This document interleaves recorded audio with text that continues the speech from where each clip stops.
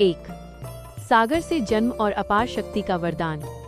बहुत समय पहले एक बार भगवान शिव ने क्रोध में आकर अपना तीसरा नेत्र खोला। उस अग्नि की ज्वाला से जो ऊर्जा निकली वो सीधे क्षीर सागर, दूध का महासागर में जा गिरी। इस अद्भुत घटना के फलस्वरूप सागर से एक अत्यंत तेजस्वी शिशु का जन्म हुआ, जिसका नाम जालंधर रखा गया, क्योंकि वो जल से उत्पन्न हुआ था। जालंधर को देवताओं के गुरु शुक्राचार्य का मार्गदर्शन मिला, जिससे वो ज्ञान और शक्ति में निपुण हो गया। उसकी शक्ति को बढ़ाने वाला एक और महत्वपूर्ण कारक था दैत्यराज कालनेमी की पुत्री वृंदा। 2. वृंदा का सतीत्व, जालंधर की अमरता का रहस्य। जालंधर का विवाह परम पतिव्रता और धर्मनिष्ठ वृंदा से हुआ। वृंदा का अपने पति के प्रति सतीत्व इतना गहरा और पवित्र था कि इसने जालंधर को लगभग अजेय, इनविंसिबल बना दिया। जब तक वृंदा का सतीत्व अक्षुण्ण रहता, तब तक कोई भी देवता, यहाँ तक कि स्वयं भगवान शिव भी जालंधर को पराजित या मार नहीं सकते थे। 3. अहंकार का उदय और देवताओं को चुनौती। अपार शक्ति और अजेयता का वरदान पाकर जालंधर के मन में अहंकार भर गया।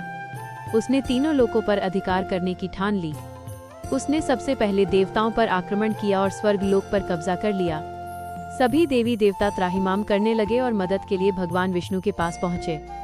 जब विष्णु भी उसे पराजित नहीं कर पाए तो जालंधर का दुस्साहस और बढ़ गया।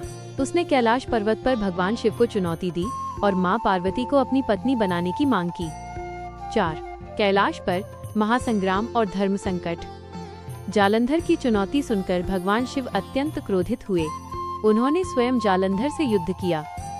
ये एक भीषण और लंबा युद्ध था, लेकिन वृंदा के सतीत्व के कारण जालंधर हर बार बच निकलता था। शिव के सभी प्रयास विफल हो रहे थे।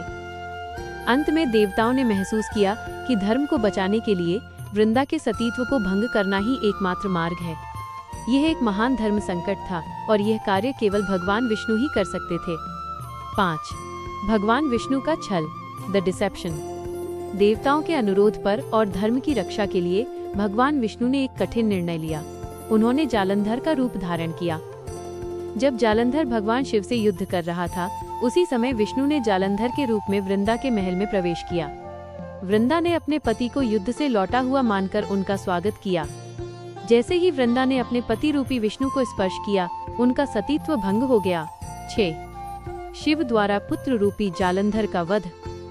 जिस क्षण वृंदा का सतीत्व टूटा, उसी क्षण जालंधर की अजेयता की शक्ति समाप्त हो गई। युद्ध भूमि पर कमजोर होते ही भगवान शिव ने बिना देर किए जालंधर का वध कर दिया। जब जालंधर अलग हुआ तो वृंदा को सच्चाई का पता चला। वो समझ गई कि उसके साथ छल हुआ है। 7. वृंदा का श्राप और तुलसी का जन्म। सच्चाई जानकर वृंदा अत्यंत दुखी हुई और उनका क्रोध भड़क उठा। उन्होंने भगवान विष्णु को श्राप दिया कि जिस प्रकार उन्होंने वृंदा को उसकी पत्नी से अलग किया, उसी प्रकार उन्हें भी अपनी पत्नी से अलग होना पड़ेगा और उन्हें एक दिन पत्थर शिला बनना पड़ेगा।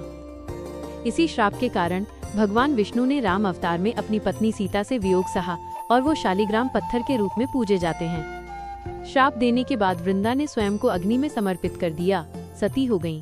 जहाँ वो सती हुई थीं, वहाँ भगवान विष्णु ने उनके पवित्र प्रेम को अमर करने के लिए एक पौधा उगा दिया, जिसे हम तुलसी के